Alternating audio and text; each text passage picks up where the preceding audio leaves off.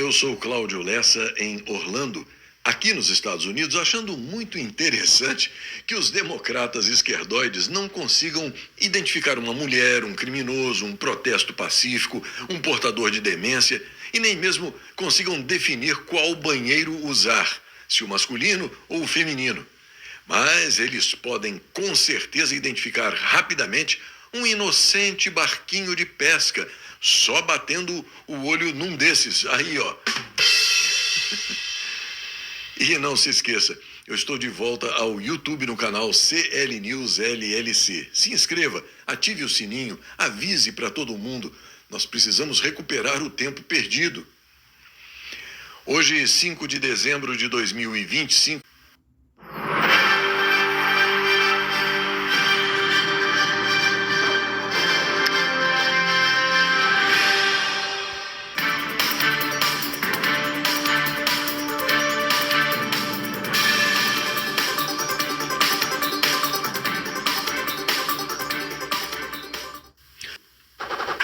O portal Space Liberdade informa que o presidente do Partido Liberal, o meliante político Valdemar Costa Neto, disse que o presidente Jair Highlander Bolsonaro escolheu o filho mais velho dele, o senador Flávio Bolsonaro, para ser o candidato do bolsonarismo às eleições de 2026. Em nota enviada à imprensa, Valdemar escreveu, abre aspas, confirmado. Flávio me disse que o nosso capitão ratificou sua candidatura. Bolsonaro falou, está falado. Estamos juntos. Fecha aspas.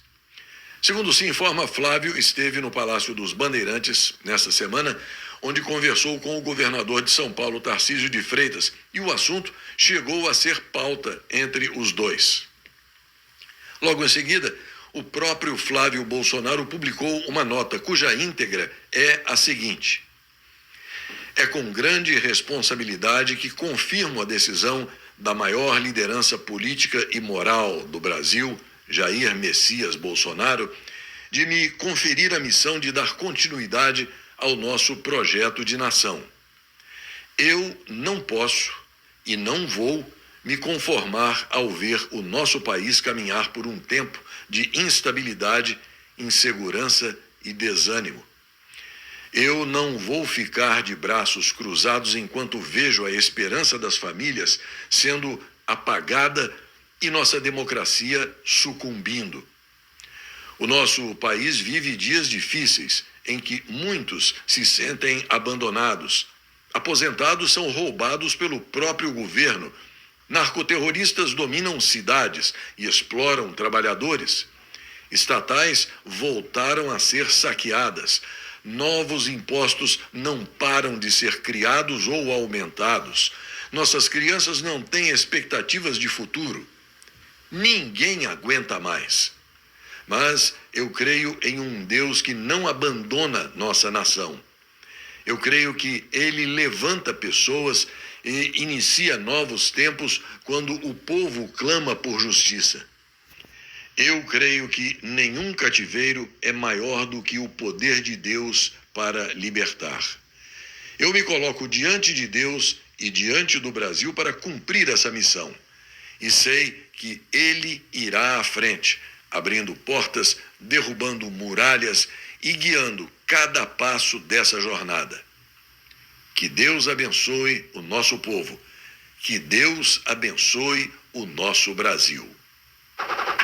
A CPMI do INSS aprovou convocações de Zema e Vorcaro, mas rejeitou as de Messias e Lulinha. Entre os 181 pedidos analisados foram confirmadas as convocações do governador de Minas Gerais, Romeu Zema, do presidente do Banco Master, Daniel Vorcaro, preso na Operação Compliance Zero. A CPMI também rejeitou a convocação da presidente do Palmeiras, Leila Pereira, que controla a Crefisa, uma das maiores ofertantes de crédito consignado do Fazendão. Em outras palavras, o que o CL News temia acabou acontecendo. Os caminhoneiros compõem uma categoria cuja credibilidade é zero. O QI da moçada é 83, ou até menos do que isso. E eles, coitadinhos, são incapazes de perceber o poder que têm nas mãos. O PIB do Brasil cresceu só 0,1% no terceiro trimestre e confirmou a perda de fôlego da economia. O resultado abaixo do esperado reforçou o impacto dos juros altos e do tarifaço na atividade econômica. A agropecuária foi o destaque, com salto de 10,1%, devido à forte produção de milho, algodão, laranja e trigo.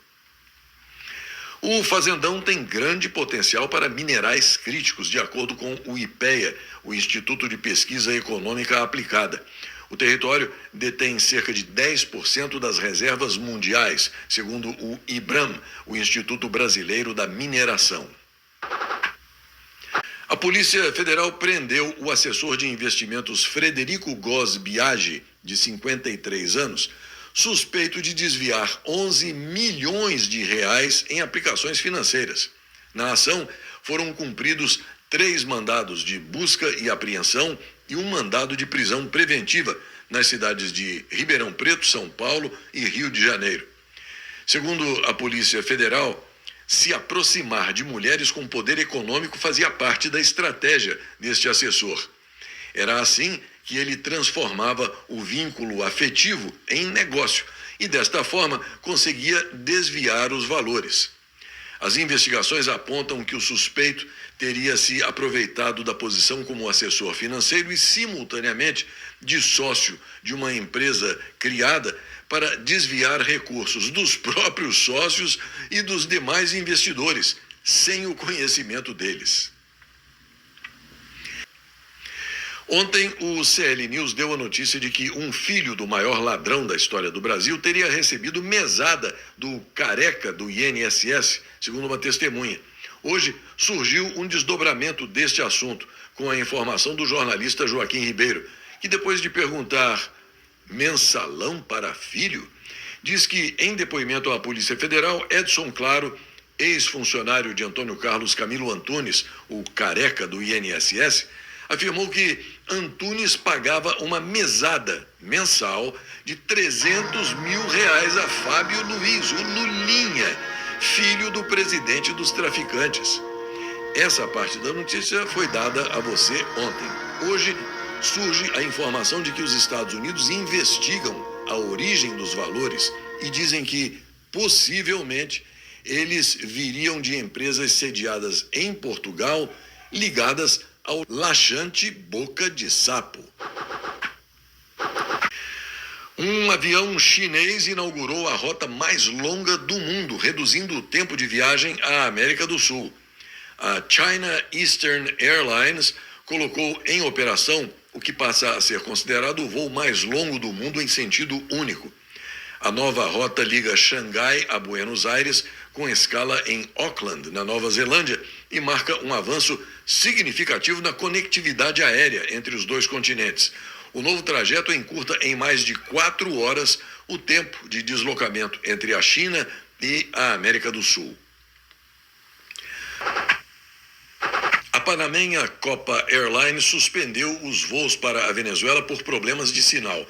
Outras companhias aéreas também interromperam operações no país após o presidente dos Estados Unidos, Donald Trump, ter alertado que o espaço aéreo venezuelano deveria ser considerado fechado.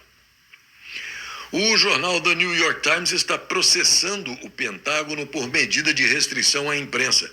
O processo aberto em um tribunal federal de Washington, D.C., tem como réus o Departamento de Defesa, o secretário da Guerra, Pete Hegseth, e o principal porta-voz do Pentágono, Sean Parnell.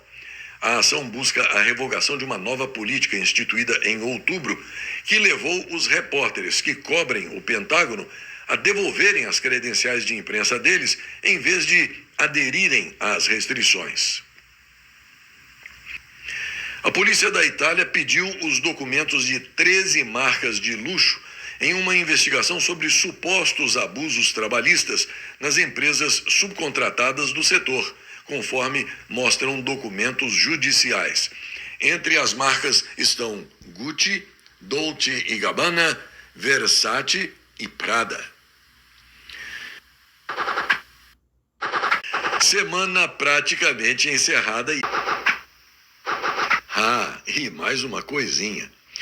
É muito curioso que o presidente dos traficantes, o maior ladrão da história do Brasil, tenha perdido em todas as eleições realizadas com votação manual, em 82, 89, 94, 98, mas depois que as votações passaram a ser feitas 100% na caixa eletrônica mágica, sem voto impresso auditável, ele nunca mais perdeu uma eleição. Só pode ser um milagre, é ou não é? Até a semana que vem.